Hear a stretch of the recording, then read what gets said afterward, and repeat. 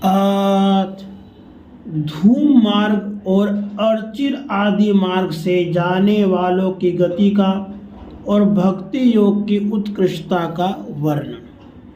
कपिल भगवान जी कहते हैं, माता जी, जो पुरुष घर में रहकर सकाम भाव से गृहस्थ के धर्मों का पालन करता है और उनके फल स्वरूप अर्थ एवं काम का उपभोग करके उन्हें का अनुष्ठान करता रहता है, वह तरह तरह की कामनाओं से मोहित रहने के कारण भगवत धर्मों से मुख हो जाता है और यज्ञों द्वारा श्रद्धा पूर्वक देवता और पितरों की ही आराधना करता रहता है।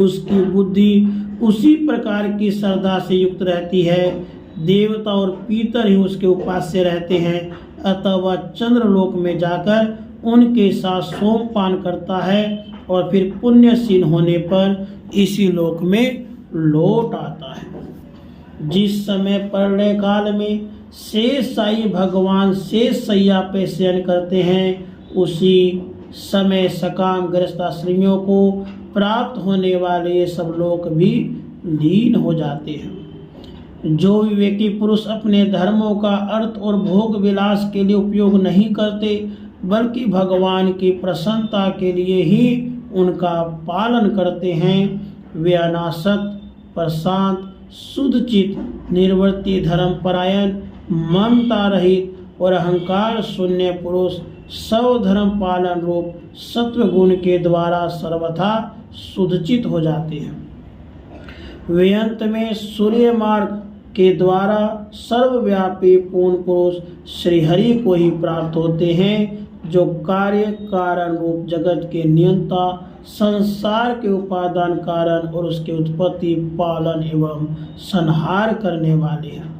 जो लोग परमात्म दृष्टि से हिरण्यगर्भ की उपासना करते हैं, वे दो प्रराध में होने वाले ब्रह्मा जी के प्रलयपरंत उनके सत्यलोक में ही रहते हैं। जिस समय देवता आदि से श्रेष्ठ ब्रह्मा जी अपने द्विप्रारब्ध काल के अधिकार को भोग कर पृथ्वी, जल, अग्नि, वायु, आकाश, मन, इंद्रिय, उनके विषय, शब्द आदि और अहंकार आदि के सहित संपूर्ण विश्व का संहार करने की इच्छा से त्रिगुणात्मिका प्रकृति के साथ एक रूप होकर निर्विशेष परमात्मा में लीन हो जाते हैं, उस समय प्राण और मन को जीते हुए वे विरक्त योगी गण भी देह त्याग रूप उन भगवान ब्रह्मा जी में ही प्रवेश करते हैं। फिर उन्हीं के साथ परमानंद स्वरूप पुराण पुरुष पर ब्रह्म में लीन हो जाते हैं।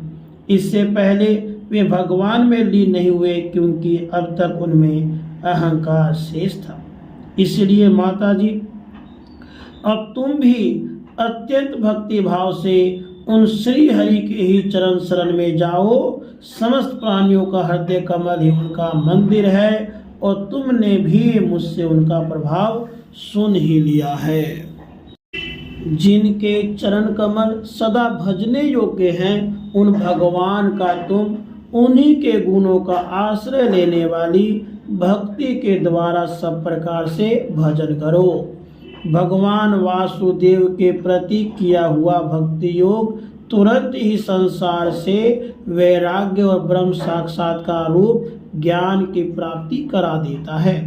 वस्तुतः सभी विषय भगवत रूप होने के कारण समान है, अतः जब इंद्रियों की वृत्तियों के द्वारा भी भगवत भक्त का चित्त उनमें प्रिय अप्रिय रूप विषमता का अनुभव नहीं करता, सर्वत्र भगवान का ही दर्शन करता है, उसी समय वह संग रहित, सब में समान रूप से स्थित, त्याग और ग्रहण करने योग्य, दोष और गुणों से रहित, अपनी महिमा में आरूढ़ अपने आत्मा का ब्रह्म रूप से साक्षात्कार करता है।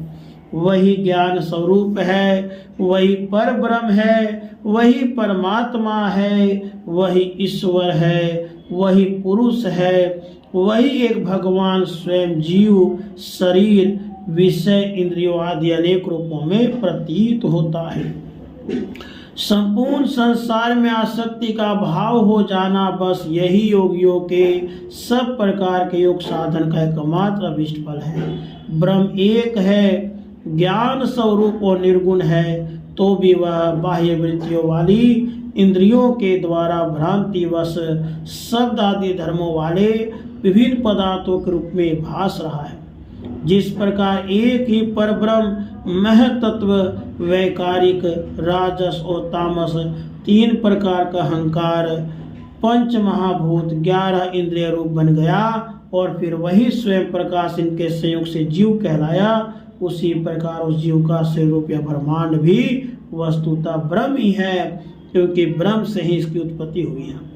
किंतु इसे ब्रह्म रूप वही देख सकता है जो श्रद्धा भक्ति और वैराग्य तथा निरंतर के योगाभ्यास के द्वारा एकाग्रचित और असंग बुद्धि हो गया है। पूजनीय माता जी, मैंने तुम्हें यह ब्रह्म साक्षात्कार का साधा रूप ज्ञान सुनाया, इसके द्वारा प्रकृति और पुरुष के यथार्थ स्वरूप का बोध हो जाता है। राधे कृष्ण।